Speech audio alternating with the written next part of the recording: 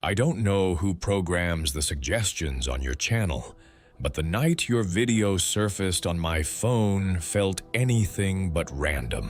The house was silent, except for the refrigerator's slow breathing, and I was pacing that narrow corridor between exhaustion and panic the widowed learn too well. I should have put the phone away, yet my thumb slid on reflex.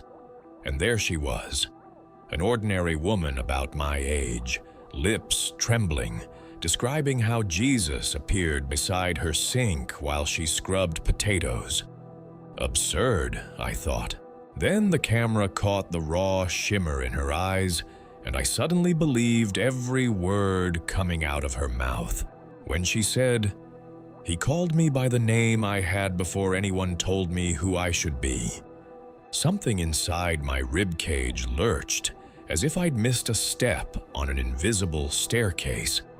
I didn't even notice the tea growing cold.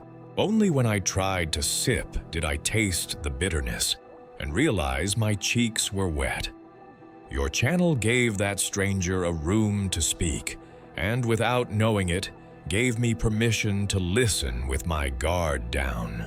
I can't remember the last time I let anything slip past the walls I had built from duty, prayer beads, and carefully pressed scarves.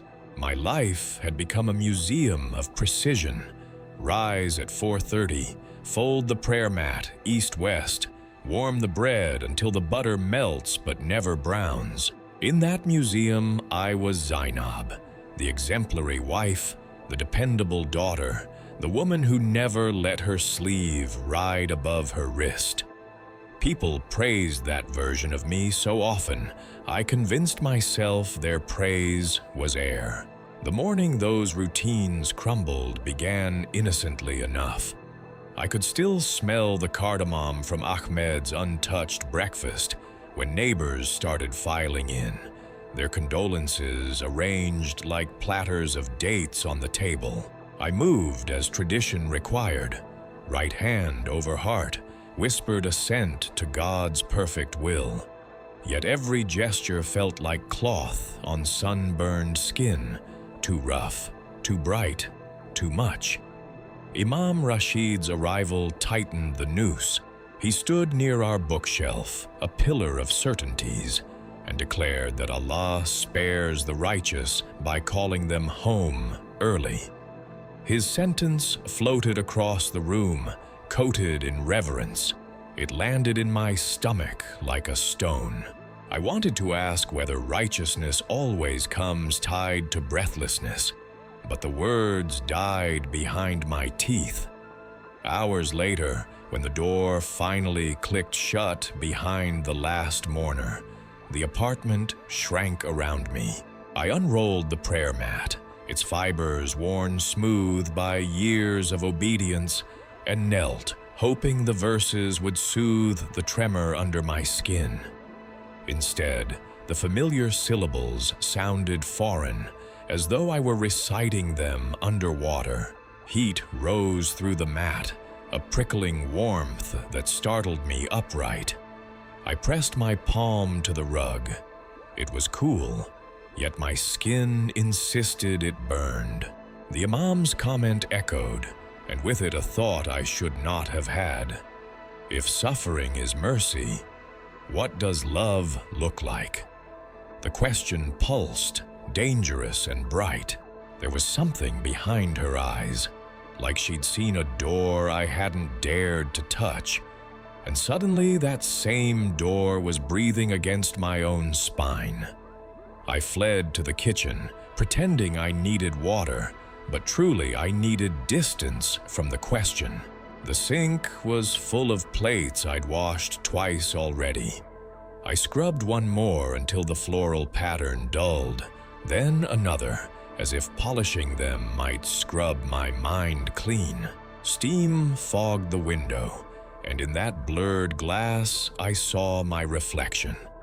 Not the diligent widow everyone admired, but a woman whose face had forgotten how to arrange itself.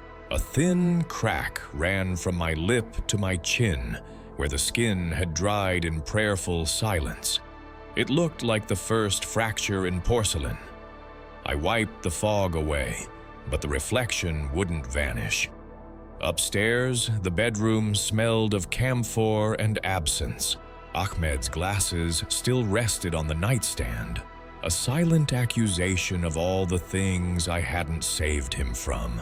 I picked them up, pressed the cool metal against my forehead, and waited for grief to do what grief is supposed to do: flood, release, exhaust. Instead, I felt a hollow thud, as though the well inside had dried overnight. Panic fluttered. I whispered verses meant to anchor the heart. They slid off the walls of my chest and disappeared. I lay back, listening to the ceiling fan slice the air. Each rotation sounded like a distant clock counting down to something unnamed. The testimony woman said Jesus stepped into her loneliness without knocking. I imagined what it would be like if someone stepped into mine, if anyone even saw it. My hands clenched the bedsheet until my knuckles blanched, the cotton twisting like rope. A sob climbed my throat, but I swallowed it. Good widows do not wail in empty bedrooms. Good widows trust the timetable of divine plans. Good widows do not taste metal when holy men speak of mercy. Minutes or hours later, I couldn't be sure. I reopened your channel. Another thumbnail appeared, this one titled, "He Whispered My Forgotten Name." My finger hesitated over play, and in that hesitation I felt the floor beneath my certainty tilt. I closed the app, opened it again, closed it once more. Finally, I let the video load and set the phone beside me, the screen glowing like a candle I was too afraid to blow out. That moment cracked something open in me. I didn't know what it meant, but what came next? I was not ready for it. 3 days after the funeral, I decided the leftover platters should go to the old man who slept beneath the acacia tree near the market.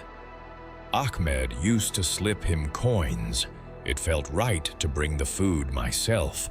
I wrapped rice and lamb in foil, tucked sweet dates into a tin, then set out before sunrise so the neighbors wouldn't ask questions. The streets were washed pale by dawn, the air still cool enough to breathe without thinking. For the first time since Ahmed's heart stopped, my chest loosened. I almost convinced myself the kindness would quiet the storm gathering behind my sternum. He was exactly where I expected, shoulders curved like a question mark around the chill. I placed the parcel beside him and whispered, "Eat when you wake." His eyelids fluttered, a slight smile cracked the dirt on his cheeks. The gratitude in that half-sleeping face landed in my throat with surprising force, and I hurried away before tears betrayed me. At the corner, a group of women from the mosque appeared, their abayas catching the lilac light. They greeted me with the brittle warmth reserved for widows who must be supervised. One noticed the smear of sauce on my sleeve and asked where I had been. My answer, feeding a stranger, hung in the air like smoke. Their expressions shifted. Charity, in theory, was noble. Charity offered by a woman alone at daybreak was another story. Miriam, the loudest, lowered her voice to a hush that somehow carried farther than shouting. "A woman in mourning should guard her reputation," she said, "and grief is a window Shaitan likes to crawl through." I knew that warning by heart, but hearing it now scraped something raw. On instinct, I explained that Ahmed had cared for the old man. I heard myself say the truth, that goodness should not need a chaperone, and Miriam's eyes sharpened. She reminded me that the imam had counseled strict seclusion for 40 days, a sacred cocoon to protect my soul. Her words tasted metallic, like the water from our rusty kitchen tap, and I realized I was biting the inside of my cheek just to keep silent. The women exchanged glances that said more than their tongues dared. They moved on, leaving a faint scent of rose oil and judgment in their wake. Back home, I tried to pray. The mat lay where I'd abandoned it the night before, a silent witness to my tremors. I pressed my forehead down, but the floor felt miles away, as if gravity itself doubted me. I whispered the opening verse, then stopped. The room responded with a hush so complete I could hear the ticking of Ahmed's watch on the dresser. I thought of the old man lifting the foil, steam fogging his tired eyes. In that image was a softness I didn't recognize from the sermons, a softness that both comforted and frightened me. It should have been a normal prayer, but something caught in my throat, like a thread pulling me somewhere else, and the words unraveled before I could catch them. I sat back on my heels, palms damp. Miriam's warning echoed. Grief is a window. Was that what I felt? A draft of something unfamiliar sneaking into the sealed rooms of my faith? I spent the afternoon cooking, kneading dough until my wrists ached, the repetitive motion an attempt to butter over the crack. My mother arrived unannounced, surveyed the spotless counters, then asked why I looked pale. I shrugged. She found the empty foil wrappers and her brows knitted. When I told her of my morning errand, her mouth tightened the way it used to when I failed a lesson as a child. She didn't scold, not outright. She simply recited a hadith about widows maintaining modest silence. The way she emphasized silence made the kitchen feel suddenly too small for both of us. That evening, Imam Rashid sent a message. The women had expressed concern that I was wandering before my mourning period ended. He offered to discuss spiritual discipline with me after Friday prayers. Spiritual discipline, another phrase that tasted like iron filings on my tongue. I stared at the message until the screen dimmed. The phone reflected my face, hollow-eyed, every contour sharper than yesterday. Night settled in layers. I washed the dishes, the clink of porcelain loud in the quiet. A crescent moon carved pale light across the sink, and in its glow I envisioned the old man's smile again. My fingers paused over a glass. The warmth that had fluttered in my chest at dawn returned, undeniable, stubborn. It was tender, yes, but also defiant, as if some hidden organ had decided to beat on its own rhythm. I tried reading Quran aloud, hoping cadence would lull the questions, but each verse slid off my tongue without soaking in. Instead, the image of the testimony woman surfaced, her voice breaking when she said, "Jesus met her kindness with his own." I dismissed it, shook my head, restarted the recitation. Still, the thought lingered, like a child tugging a sleeve. Was kindness itself a doorway? I didn't dare voice that notion. They tried to silence me, I reminded myself. They erased my name once. They could do it again. But the thought glowed, a coal hidden in ashes, refusing to die out. I thought I could walk away, but I had no idea what was waiting around the corner. The widowhood period was supposed to end after 40 days. On the 39th night, I sat folding Ahmed's clothes into boxes for charity, each item releasing the camphor smell of absence. His favorite shirt, blue cotton worn soft at the collar, caught on something sharp in my chest. I held it against my face, inhaling memories. And for a moment, the grief felt clean, predictable. Tomorrow I would emerge from seclusion, return to the mosque, resume the rhythms that had governed my life. The thought should have comforted me. Instead, it tasted like swallowing stones. But tonight, in this pocket of solitude, I opened your channel again. The woman's testimony still echoed from weeks before, and now a new video appeared. The night he called my real name. My finger hovered over the thumbnail, another ordinary face, transformed by something I couldn't name. The title lodged in my throat like a splinter. I pressed play before I could change my mind, volume low as a prayer, and let her voice fill the space between Ahmed's folded clothes. She spoke of years spent performing faith, of prayers that felt like theater, of the night a voice whispered the name. Her parents had given her before the world taught her who she should be. I understood every word. My birth name, Layla, had been buried so deeply I sometimes forgot it lived in me at all. But as this stranger described recognition flooding her bones, something cracked open behind my sternum. When she said, "He saw me before I learned to hide," tears fell onto Ahmed's shirt, salt stains joining years of careful laundering. I closed the app and sat in the dark, the phone glowing like evidence. The testimony woman hadn't said anything blasphemous, hadn't criticized anyone, yet her words felt dangerous as matches near gasoline.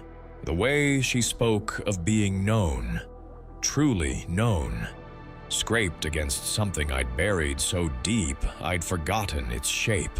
I tried to pray it away, pressed my forehead to the floor, and whispered the names of Allah until they became white noise.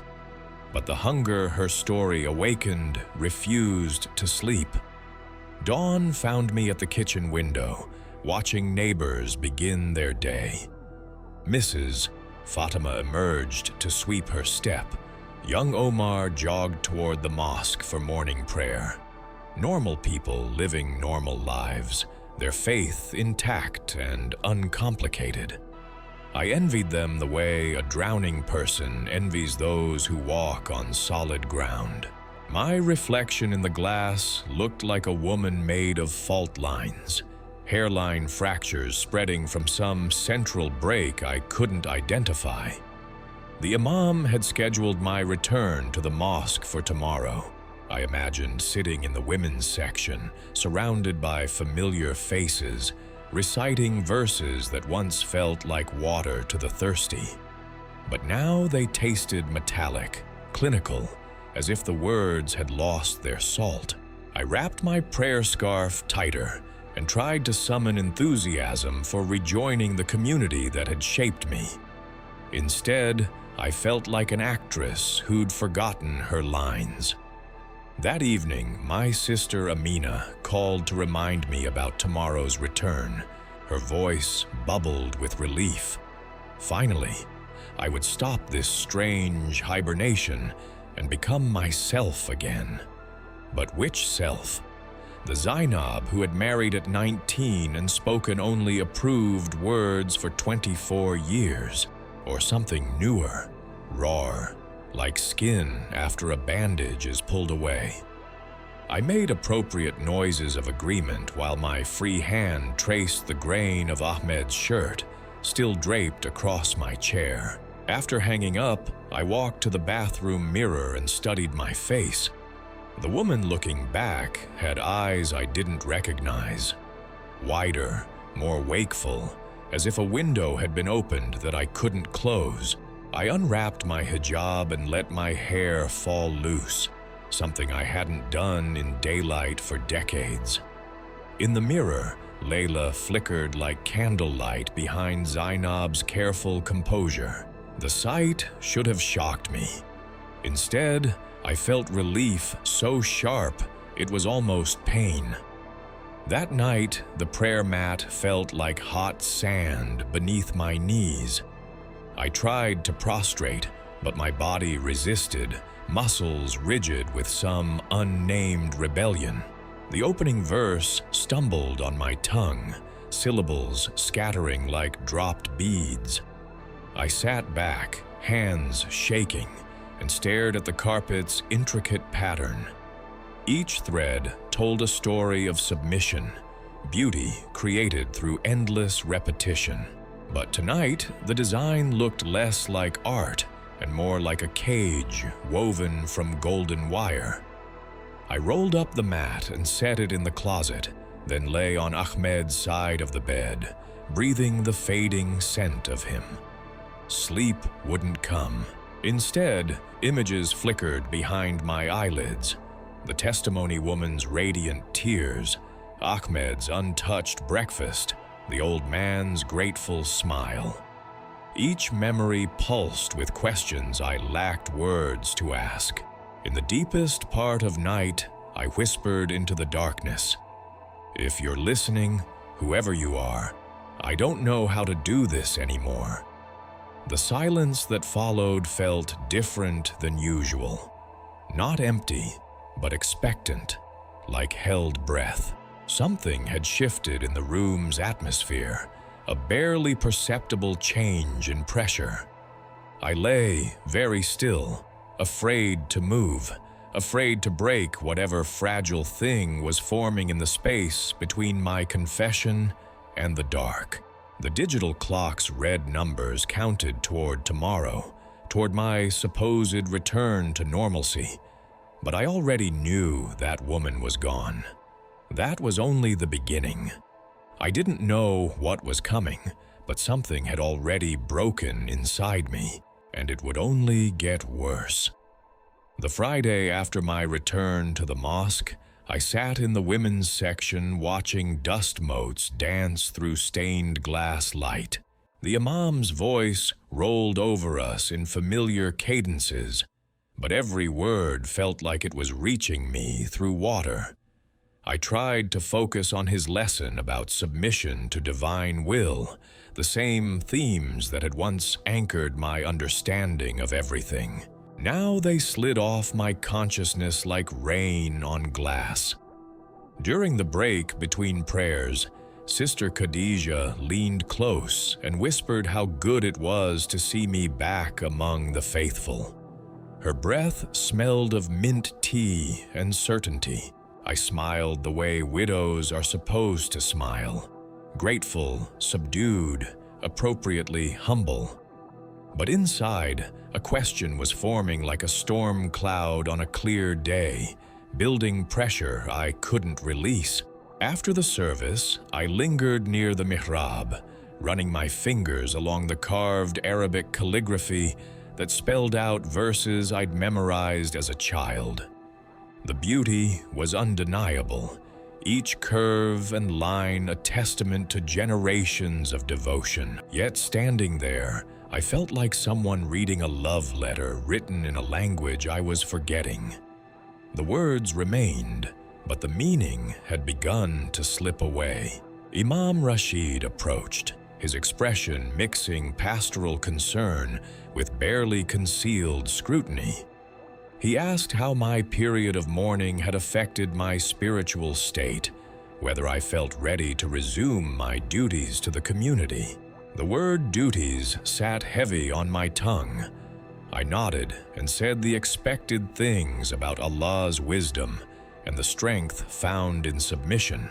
But then, without planning it, I heard myself ask the question that had been growing in the dark corners of my mind. "Imam," I said, my voice smaller than I intended, "what happens to the souls of those who never heard the message, the ones who lived and died without knowing Islam?" The words hung in the air between us like smoke from an extinguished candle. His eyebrows drew together, and I felt the temperature drop several degrees. "Sister Zainab," he said, and the way he pronounced my name felt like a warning. Such questions arise from a heart that has been touched by doubt. These are the whispers of Shaitan, designed to lead the faithful astray. He placed his hand on my shoulder, but the gesture felt more like a weight than comfort. A woman in your position, recently widowed, emotionally vulnerable, must guard against such thoughts. They are dangerous seeds that can grow into something regrettable. The other women had noticed our conversation, their eyes darting between us with the hungry attention of those who sense scandal approaching. I felt heat rise in my cheeks, not from shame, but from something fiercer, a resistance I hadn't known I possessed.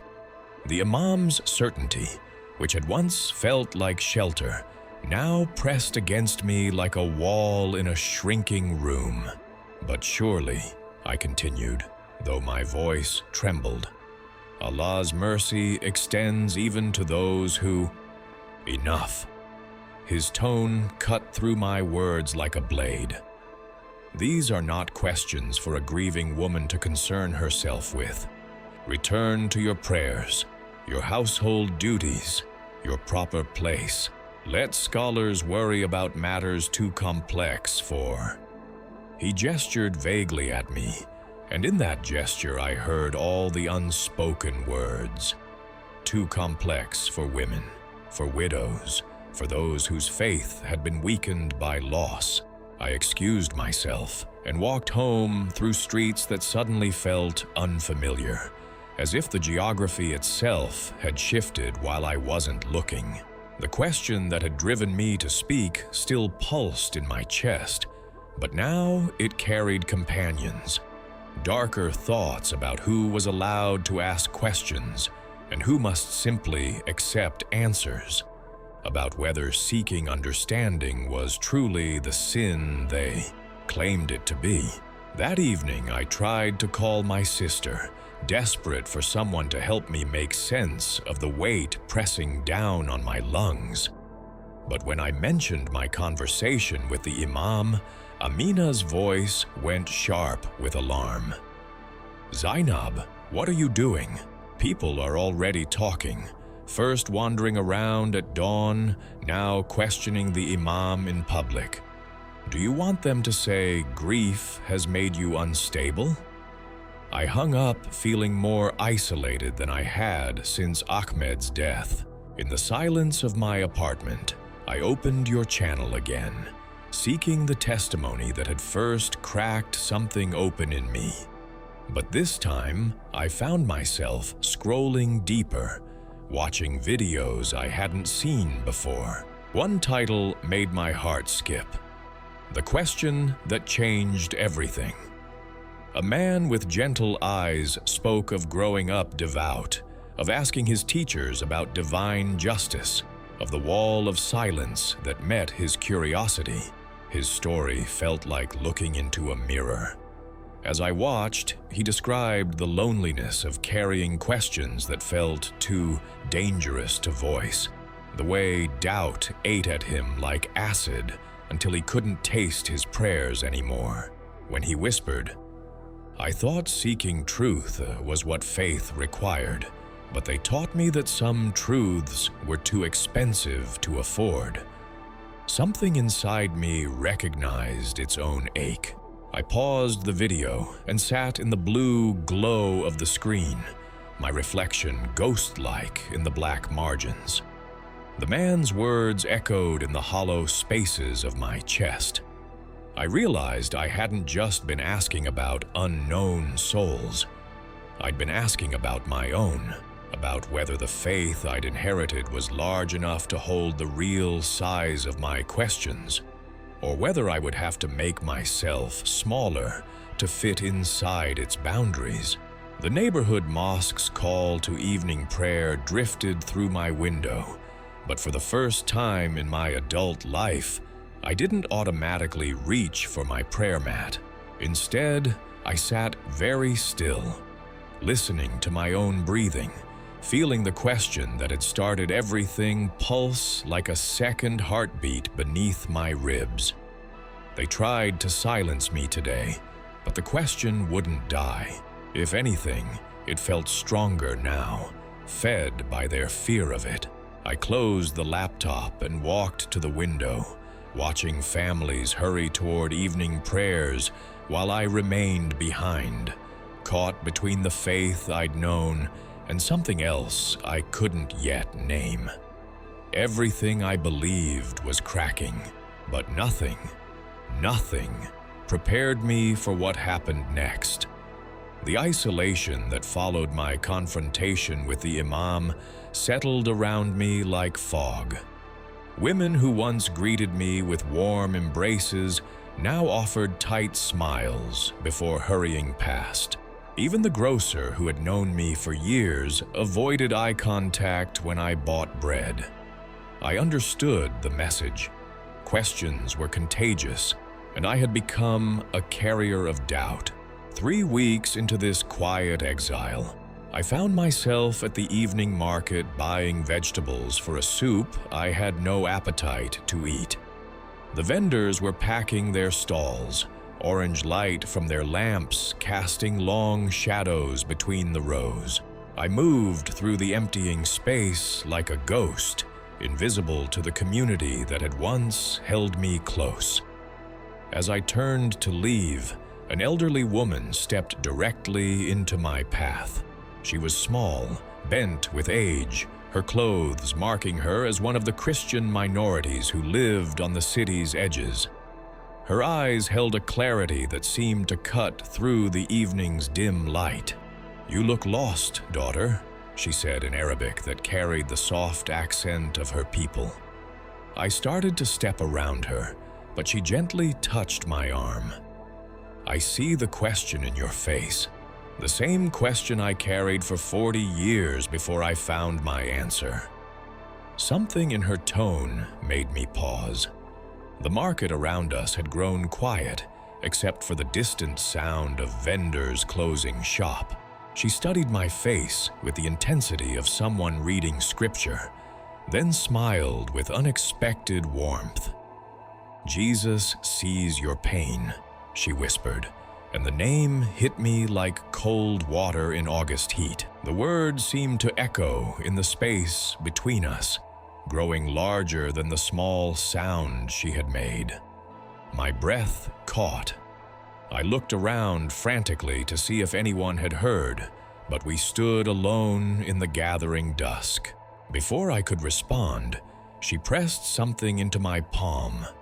A small piece of paper folded tight as a secret, then melted back into the shadows between the stalls.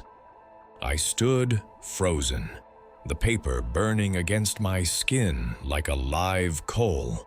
At home, I locked the door twice, drew the curtains, then sat at my kitchen table, staring at the folded paper as if it might explode. The name the woman had whispered seemed to pulse in the air around me, forbidden and magnetic. Hours passed. I made tea I didn't drink, straightened rooms that were already clean, tried to read familiar verses that slid off my eyes without penetrating. Finally, near midnight, I unfolded the paper with fingers that trembled like leaves in wind. Written in careful Arabic script was a single line: "Come to me, all you who are weary and burdened, and I will give you rest." Below it, in smaller letters, was a website address. The words hit something deep in my chest, a place that had been aching since Ahmed's death without my realizing it. Weary. Yes, I was weary of performing faith instead of feeling it. Burdened. Yes, by grief, by doubt, by the weight of living a life that felt increasingly like wearing clothes that didn't fit. I typed the website into my browser before I could stop myself.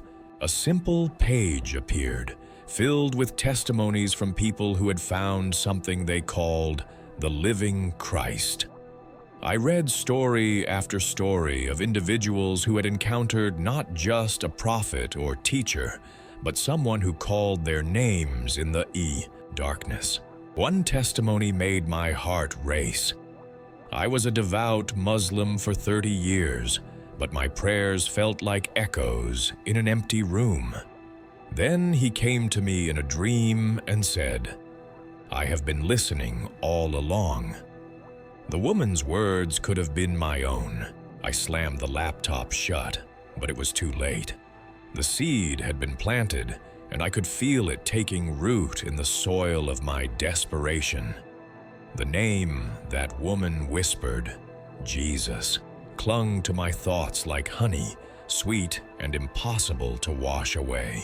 The forbidden name had begun to burn on my tongue, and I knew there was no going back. The website became my secret addiction. Each night after the house settled into silence, I would open my laptop and read testimonies until my eyes burned. Stories of dreams, visions, moments when the divine broke through ordinary life, like sunlight through storm clouds. I told myself I was researching, trying to understand what made these people so certain. But really, I was searching for something that matched the hunger growing in my chest. One testimony haunted me above the rest. A woman from Morocco described 30 years of faithful prayer that felt like shouting into a void. "I performed every ritual perfectly," she wrote, "but my heart remained empty." Then one night I dreamed of a man sitting beside my prayer mat. He didn't speak at first, just watched me with eyes that held no judgment, only love. When I asked who he was, he said, "The one who has been listening to your real prayers, the ones you were afraid to speak." I read those words so many times I memorized them. The ones you were afraid to speak. The phrase echoed in the hollows of my ribcage, where unvoiced questions had been gathering like water behind a dam. All my life, I had prayed prescribed prayers, recited required verses, followed the map someone else had drawn. But what were my real prayers? The desperate whispers in the dark, the questions I buried before they could take root? During the day, I moved through familiar routines, shopping, cooking, the mechanical motions of keeping a household running. But I felt like an actress playing a role I'd outgrown, reciting lines that no longer fit my mouth. When neighbors asked how I was adjusting to widowhood, I gave the expected answers about finding strength through submission.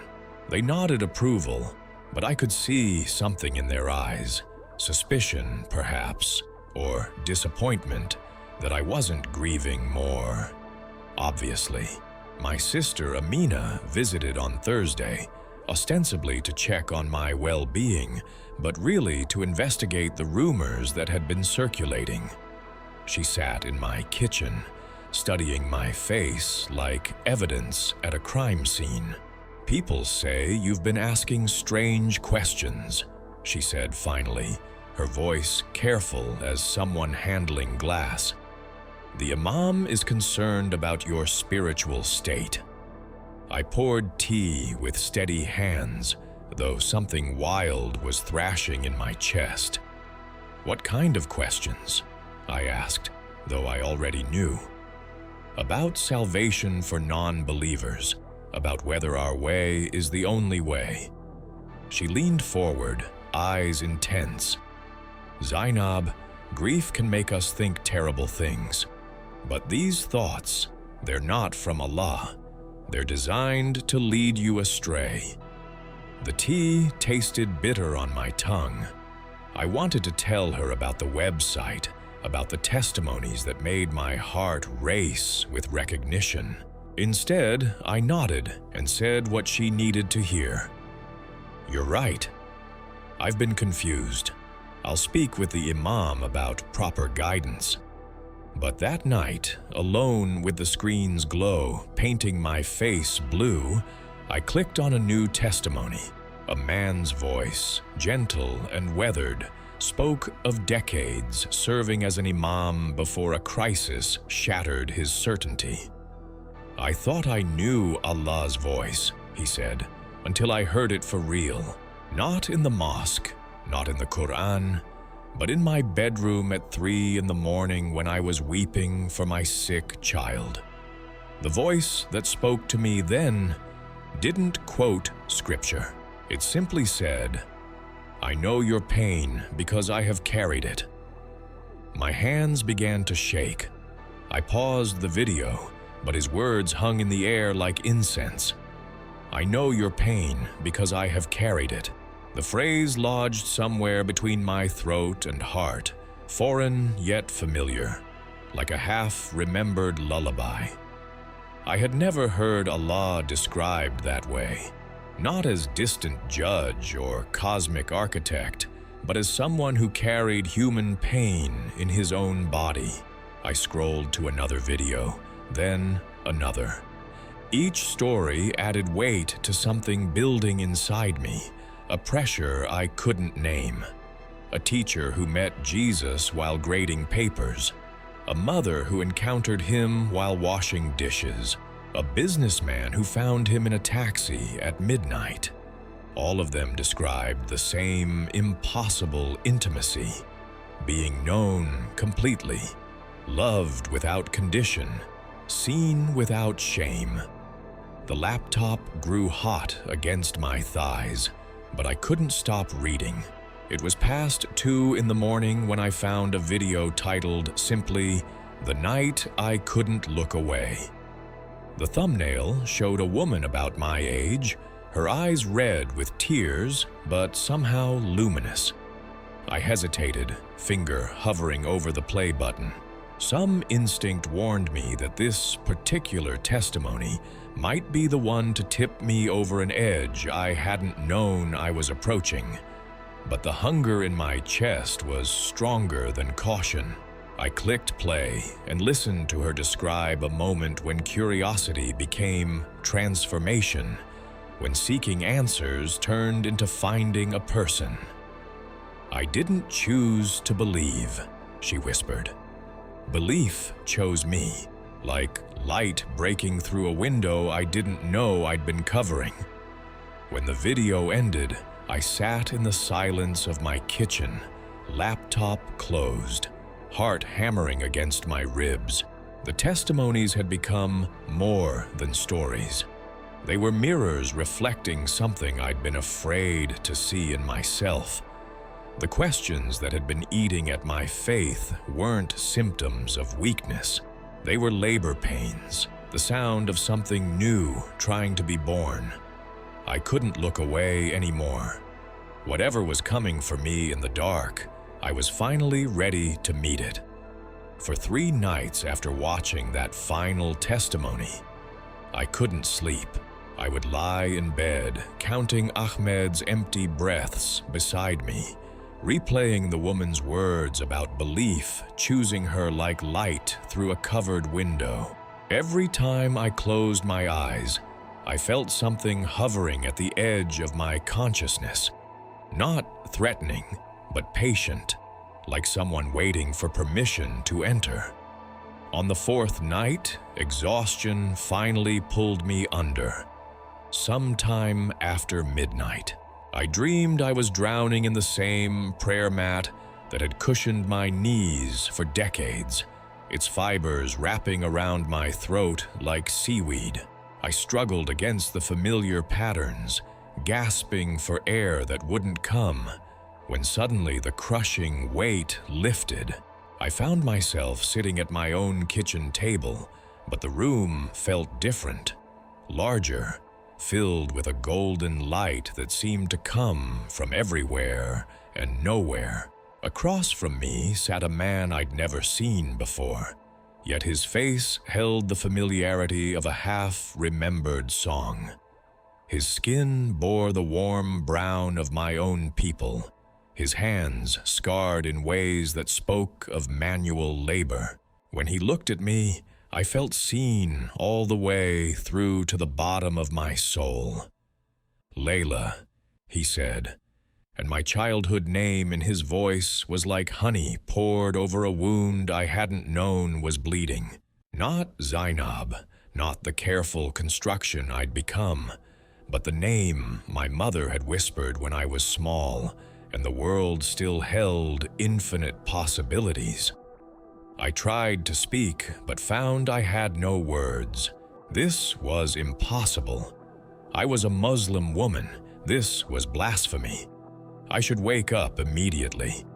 But his presence filled the spaces in my chest that had been empty for so long, and I couldn't bring myself to break the moment. "I've been listening to your prayers," he continued, voice gentle as rain after drought. "The real ones, the ones you whispered in the dark when you thought no one heard. Every question you buried, every tear you swallowed, every moment you felt like you were drowning in someone else's certainties." The tears came. Then, years of them, flowing like water from a broken dam. He didn't offer platitudes or explanations. He simply sat with me in the fullness of my grief, his presence more solid than the chair beneath me, more real than anything I'd experienced awake. "I don't understand," I finally whispered. "I've been Muslim my whole life. This isn't supposed to happen to people like me." His smile held sadness and joy in equal measure. "My beloved daughter, I didn't come for perfect people. I came for the broken, the seeking, the ones who are brave enough to ask questions that frighten others. You think your doubts disqualify you, but they've been prayers all along." The room began to shift around us, walls expanding until they disappeared entirely. We sat in a space that felt infinite, yet intimate, filled with warmth that had nothing to do with temperature. He reached across the table and touched my hand, and where his fingers met mine, I felt peace pour into my bloodstream like medicine. But what about everything I was taught? The words tumbled out, desperate. What about my family, my community? If I believe this, I lose everything. "You lose the cage," he said, "but you gain yourself. The real Layla, the one I knitted together in your mother's womb, the one I've been calling through every season of your searching." I looked down at our joined hands, his scarred, mine soft from years of protected living, and saw my reflection in his skin. Not the careful Muslim widow, not the dutiful daughter, but someone wild and free and entirely beloved. The sight should have terrified me. Instead, it felt like coming home after a lifetime of exile. "Will you stay?" I asked, though I already knew dreams don't work that way. "I never left," he said. "I've been in every question that kept you awake, every moment of kindness that felt like rebellion, every time your heart reached toward something larger than the boxes they built around you. When you wake up, you won't see me like this, but you'll know I'm here." The golden light began to fade around the edges, reality bleeding back in like dawn through curtains. But before the dream dissolved completely, he spoke one more time. "Remember your real name, beloved. Remember who you were before fear taught you to hide." I woke gasping, my pillow soaked with tears, the taste of honey still on my tongue. The clock read 4:17 a.m., that strange hour when night surrenders to day. My apartment was dark and ordinary, but something fundamental had shifted in its atmosphere. The air itself felt different, expectant, alive, charged with possibility.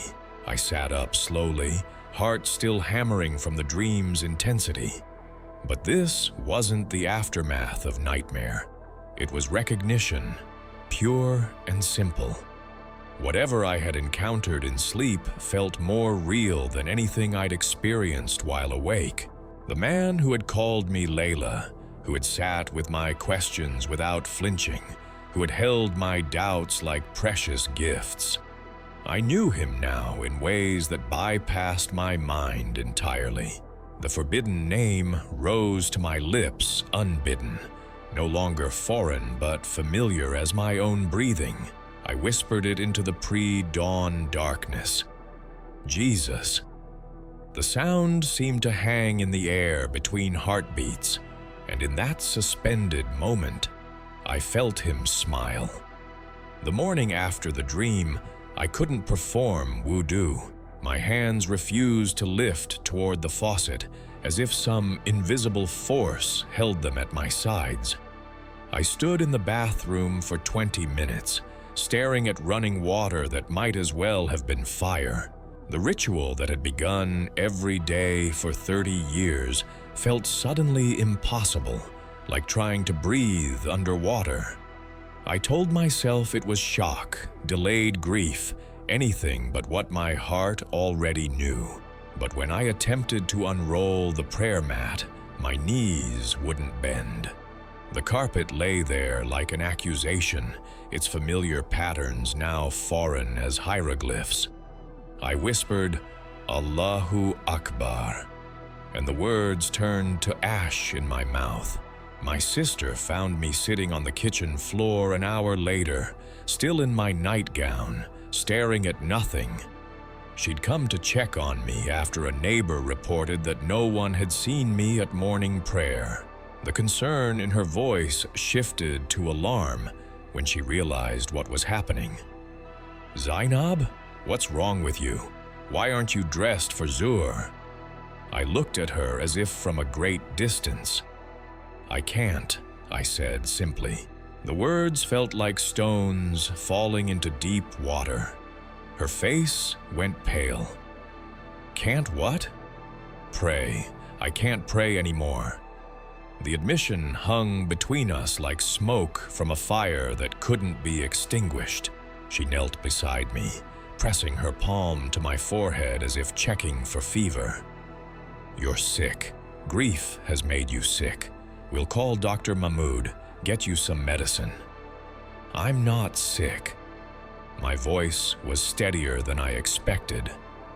"I met him, Amina, in my dream. He called me by my real name." The change in her expression was immediate and devastating. Fear replaced concern, then disgust. She pulled her hand away as if I'd become contagious. "What are you saying? What name?" I couldn't tell her about Jesus.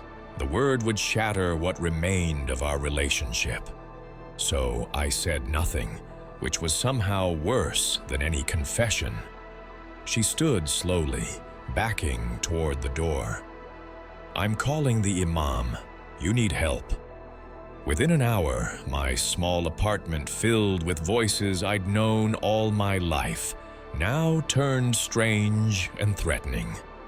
Imam Rashid sat across from me like a prosecutor, his questions sharp as surgical instruments.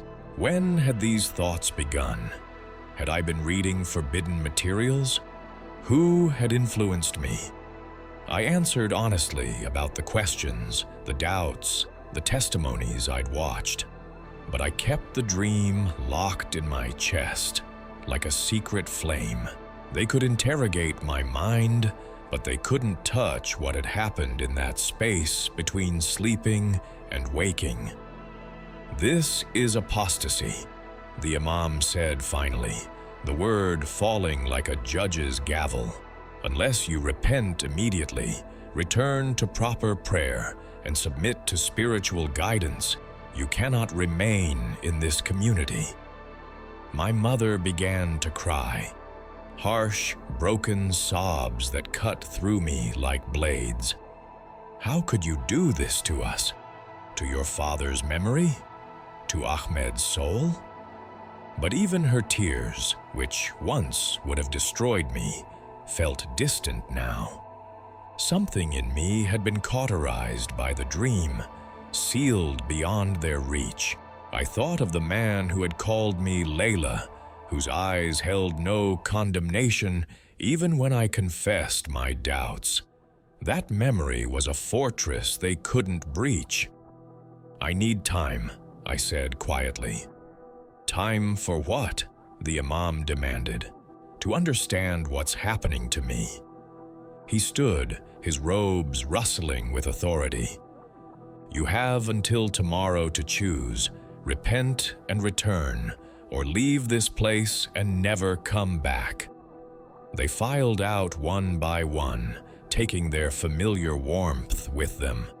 Only Amina remained, tears streaming down her face. "Please," she whispered, "just say the Shahada. Just say the words, even if you don't feel them. You're all I have left." I reached for her hand, but she pulled away. "I can't pretend anymore," I said. "I've been pretending my whole life." She stared at me as if I'd become a stranger. "Then you're dead to me," she whispered, and followed the others out. The silence that filled my apartment after they left was complete and terrible. I sat among the scattered remains of my old life, prayer beads on the table, Quran open to a page I'd never finish reading, photographs of gatherings I'd never attend again. Everything I'd been for 43 years was ending, and I should have felt devastated. Instead, I felt the strangest lightness, as if chains I hadn't known I was wearing had finally fallen away. The name from my dream rose in my throat again, Jesus. And this time, I didn't fight it. I spoke it aloud in the empty room, and the word felt like a key turning in a lock I'd never known existed. The woman they wanted me to be was gone. In her place sat someone I barely recognized, someone who had chosen truth over safety, questions over certainty, love over law. She was terrifying and beautiful and completely, finally, free. Otvet poisk I packed everything I owned into 3 suitcases and 2 boxes. 24 years of marriage, 43 years of life, reduced to what could fit in the trunk of a taxi. The apartment that had contained my entire world now felt like a museum of someone else's existence. I touched nothing unnecessarily.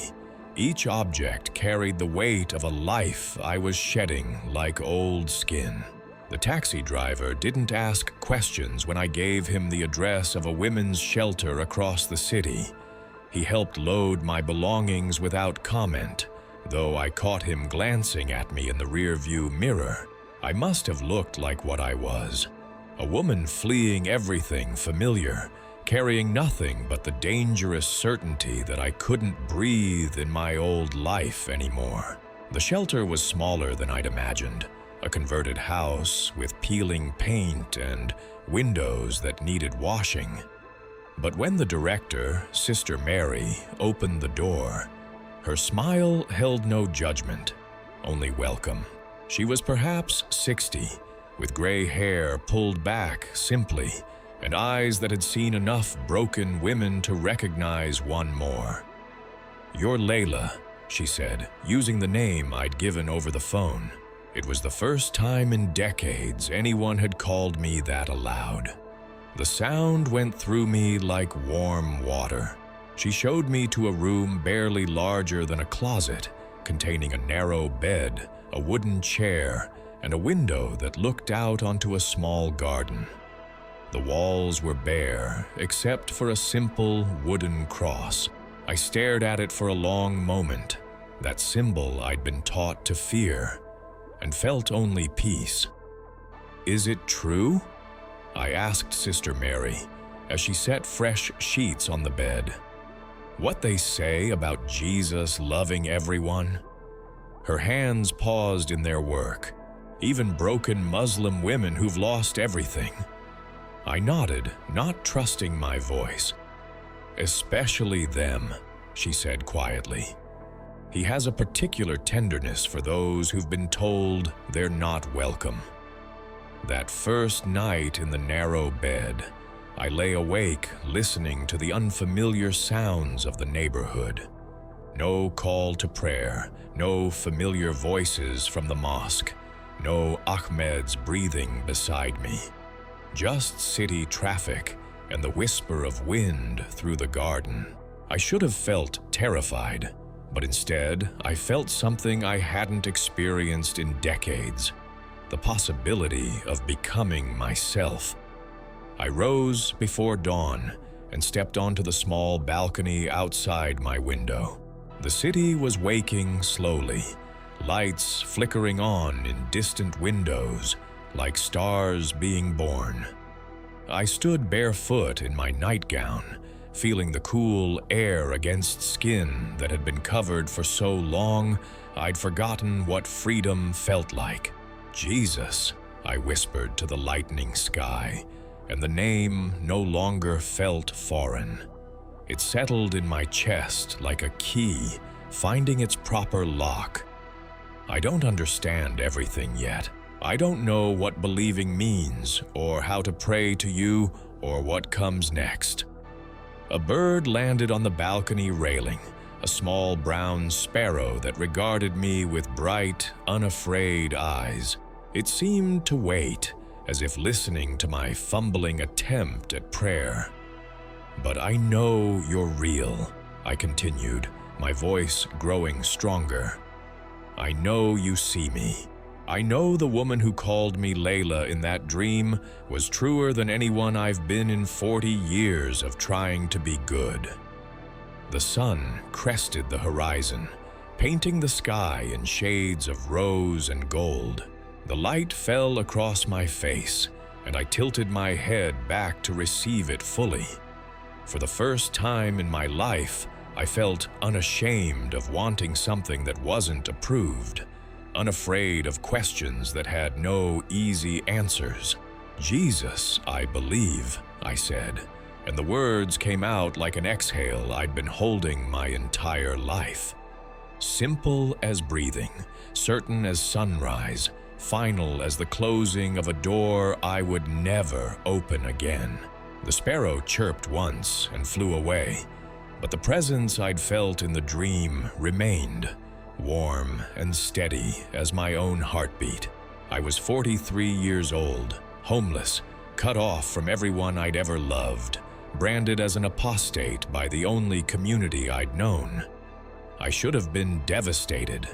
Instead, I tasted freedom on my tongue, sweet as honey, clean as spring water. I was Layla again, not the perfect Muslim wife, not the dutiful daughter, but the woman God had dreamed before the world taught me to hide. Standing on that balcony in the growing light, I understood that losing everything had been the price of finding myself. The sun climbed higher, warming my skin, and I smiled at the morning that held no requirements except to breathe and believe and become. For the first time in my life, that felt like enough.